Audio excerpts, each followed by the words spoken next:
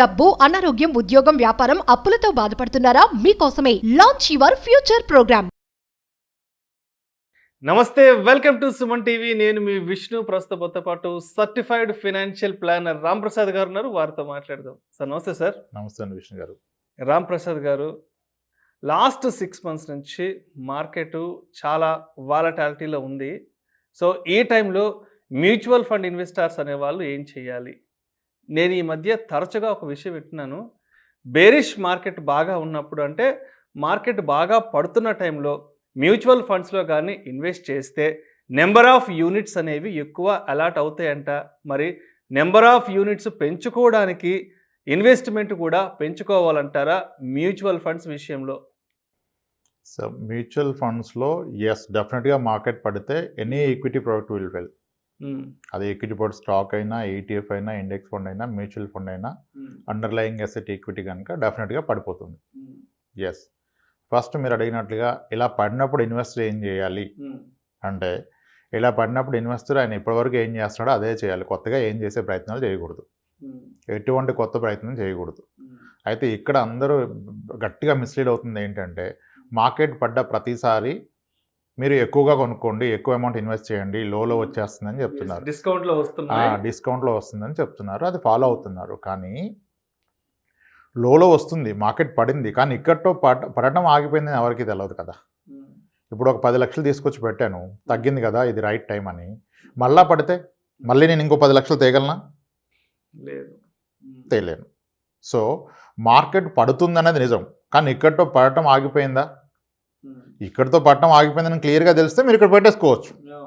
So అది మనకు తెలియదు. ఫస్ట్ పాయింట్ నెంబర్ 1, మనకు తెలియదు మార్కెట్ ఇది లోనా, ఇంకా ఫర్దర్ లో వెళ్తుందా. ఇంకా ఫర్దర్ లో వెళ్తే ఇప్పుడు పెట్టడం తప్పు. అయితే మీరు అన్నట్టుగా మార్కెట్ పడుతున్నప్పుడు మనకు వస్తున్న నెంబర్ ఆఫ్ యూనిట్స్ పెరుగుతాయి. బంగారాన్ని ఎలాగైతే ధర తక్కువ ఉన్నప్పుడు కొనుక్కుంటే ఎక్కువ బంగారం వస్తుందో సేమ్ అమౌంట్కి, మ్యూచువల్ ఫండ్లో కూడా మీరు ధర తక్కువగా ఉన్నప్పుడు మార్కెట్ పడ్డప్పుడు కొంటే సేమ్ అమౌంట్కి నెంబర్ ఆఫ్ యూనిట్స్ ఎక్కువ వస్తాయి. మీరు మ్యూచువల్ ఫండ్ పెట్టుబడి పెట్టినట్లయితే మీకు పర్మనెంట్ అనేది నెంబర్ ఆఫ్ యూనిట్సే అనేవి కాదు, నెట్ అసెట్ వాల్యూ కాదు. మీకు వచ్చిన యూనిట్స్ అనేవి పర్మనెంట్, అవి ఫిక్స్డ్గా ఉంటాయి. 10 తులాలు బంగారం కొంటే బంగారం 10 తులాలే ఉంటుంది, బంగారం రేటు పైకి కిందకు అవుతుంది. సిమిలర్లీ మ్యూచువల్ ఫండ్లో మీరు కొన్న యూనిట్స్ సేమ్ ఉంటాయి, వాటి యొక్క unit rate up and down అవుతుంది. అందుకనే ఎస్ఐపిని అంతగా ఎందుకు ప్రమోట్ చేస్తారు? సిస్టమాటిక్ ఇన్వెస్ట్మెంట్ ప్లాన్ ద్వారా పెడుతున్న వ్యక్తికి ఈ మార్కెట్ పడ్డప్పుడు ఆయన ఏది ఫాలో అవ్వకుండానే అతను కొంటున్న సేమ్ అమౌంట్కి నెంబర్ ఆఫ్ యూనిట్స్ ఎక్కువ వస్తాయి. నెంబర్ ఆఫ్ యూనిట్స్ అనేవి ఎక్కువ వస్తాయి అంటున్నారు. అంటే కొత్తగా ఆ రోజు పెట్టే ఇన్వెస్టర్స్కి ఎక్కువ వస్తాయా? ఆల్రెడీ ఎప్పటి నుంచో పెడుతున్న ఇన్వెస్టర్స్కి, ఎగ్జిస్టింగ్ ఇన్వెస్టర్స్కి యూనిట్స్ ఎక్కువ వస్తాయి అంటారా? ఇప్పుడు యూనిట్స్ అనేవి మీరు కొన్న రోజే ఫిక్స్ అండి, అవి ఇంకా మారవు. ఓకే, మీరు 10 తులాలు బంగారం కొంటే బంగారం రేటు పెరిగినా తగ్గినా ఏమైనా మీది 10 తులాలు బంగారం ఎలా ఉంటుందో, మ్యూచువల్ ఫండ్లో మీరు ఒకసారి అంటూ కొంటే అది ఎస్ఐపి ద్వారా కానీ లంసమ్ ద్వారా కానీ మీకు వచ్చింది 100 యూనిట్స్. 100 ఏళ్ళైనా మీకు 100 యూనిట్సే ఉంటాయి, 10 ఏళ్ళైనా 100 యూనిట్సే ఉంటాయి. కానీ ఆ యూనిట్ యొక్క ధర పెరుగుతుంది కదా, ఎన్ఏవి, నెట్ అసెట్ వాల్యూ పెరుగుతుంది. దానివలన మీరు కొన్నాక ఇంకా అది పర్మనెంట్. వాట్ ఎవర్ రేటు పెరగటం తగ్గటం అనేది దానివల్ల మీకు వచ్చే లాస్ అనేది అది పేపర్ లాసే. యాక్చువల్ లాస్ ఎక్కడిది? ఓకే, ఇప్పుడు గోల్డ్ కోవిడ్ టైంలో 56,000కి వెళ్ళిపోయింది, లేదా గ్రామ్ 5,600కి వెళ్ళిపోయింది. పొలమని కొనేసాం, తర్వాత అది మళ్ళీ 4,400 కూడా వచ్చింది. అంటే క్రమంలో 30% లాస్ వచ్చింది. మరి అప్పుడు గోల్డ్ కొన్న ఎవరైనా లాస్ వచ్చిందన్నారా? అనలేదు. ఎందుకంటే అతని లాజిక్ ఒకటే, నేను కొన్నది 20 గ్రాములు, నాకు 20 గ్రాములు ఉంది, నాకు లాస్ ఎక్కడిది? సేమ్ మ్యూచువల్ ఫండ్లో కూడా మీరు అన్ని యూనిట్సే ఉన్నాయి కదా, మీకు లాస్ ఎక్కడిది? ఈ తక్కువ రేటు ఉన్నప్పుడు అమ్ముకుంటే లాస్.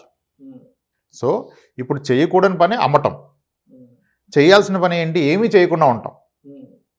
సో సంహౌ ఇప్పుడు యావరేజ్ చేయాలనే పదం నాకు అంతగా కరెక్ట్ అనిపించదు ఈక్విటీ మార్కెట్ విషయంలో.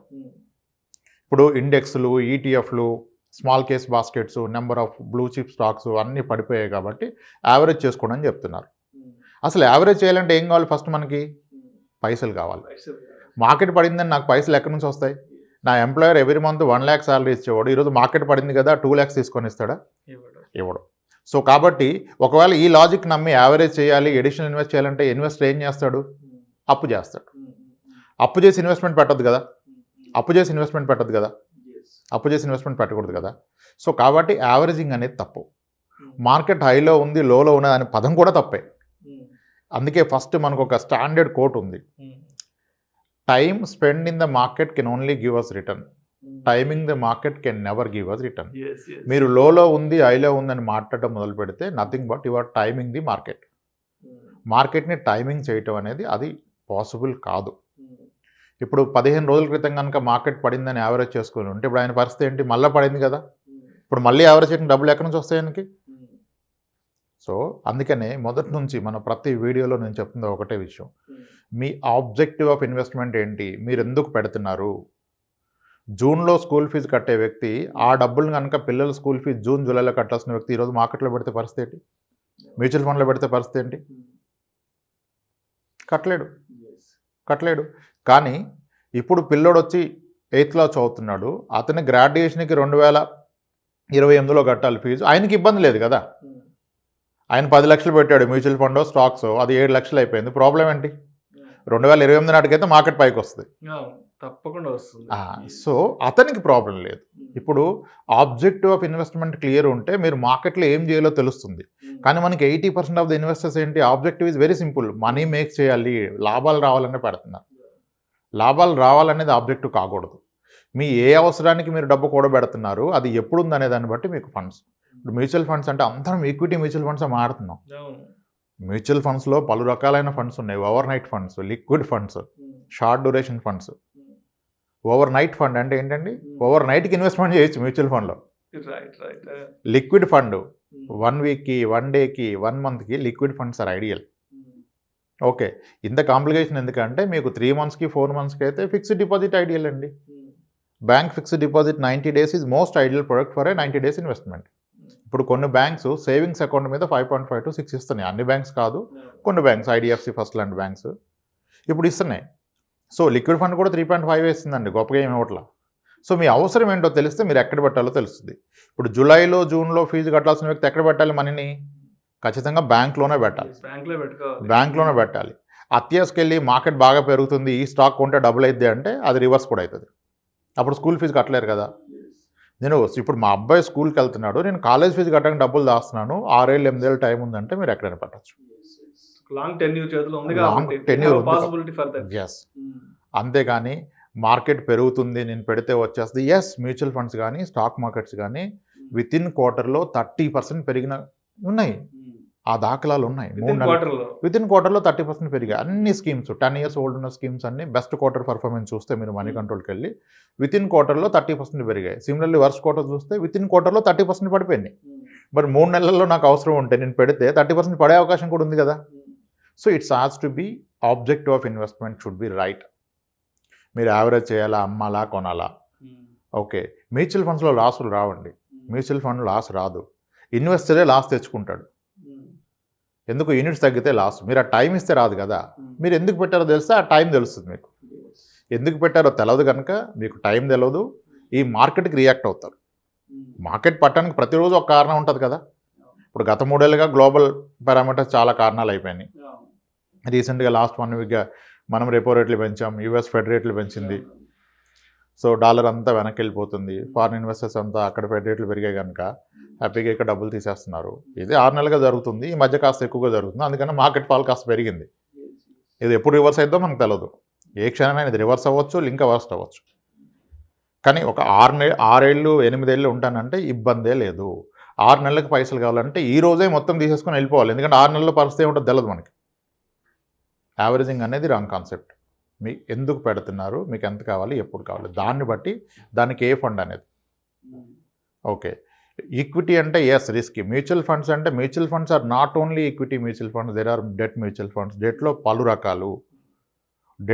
రకాలు, ఓవర్ నైట్ ఉంది, లిక్విడ్ ఉంది, షార్ట్ డ్యూరేషన్ ఉంది, క్రెడిట్ రిస్క్ ఫండ్ ఉంది, కొన్ని థిమాటిక్ ఫండ్స్ ఉన్నాయి, డివిడెంట్ ఈల్డ్ ఫండ్స్ ఉన్నాయి. అందరం ఎంతో తల బాదుకొని ఏ స్టాక్స్ మంచి డివిడెంట్ ఇస్తాయని చేస్తున్నాం కదా, అవన్నీ కలిపి ఫామ్ చేసిందే డివిడెంట్ ఈల్డ్ ఫండ్. హ్యాపీగా బెస్ట్ డివిడెంట్ ఈల్డ్లో పెట్టేస్తారు, మీకు డివిడెంట్స్ వచ్చేస్తాయి టైమ్లీ. షరియా ఫండ్స్ అన్నాం, రిలీజియస్ ఇన్వెస్టర్స్కి షరియా ఫండ్స్ అన్నాం, thematic funds, international funds, country specific funds, Taiwan fund, China fund, ఇన్ని ఉన్నాయి. మీ ఆబ్జెక్టివ్ తెలిస్తే ఏది పట్టాలో తెలిస్తే అప్పుడు ఈ వర్రీ మిమ్మల్ని వర్రీలోకి తీసుకెళ్ళదు.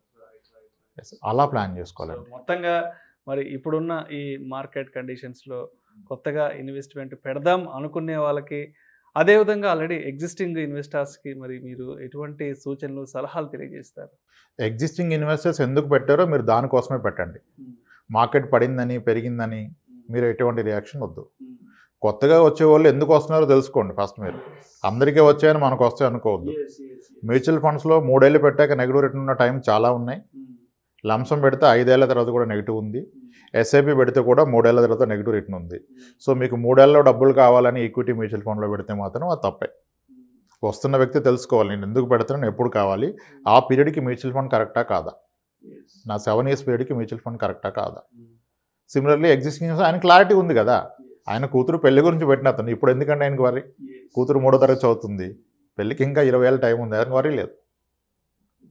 So mutual funds are subject to market risk. Yes, మనం ఫస్ట్ దీన్ని అర్థం చేసుకోవాలి. ఈ సైకలాజికల్గా వచ్చే రిస్క్ ఎక్కువ మార్కెట్ రిస్క్ కన్నా.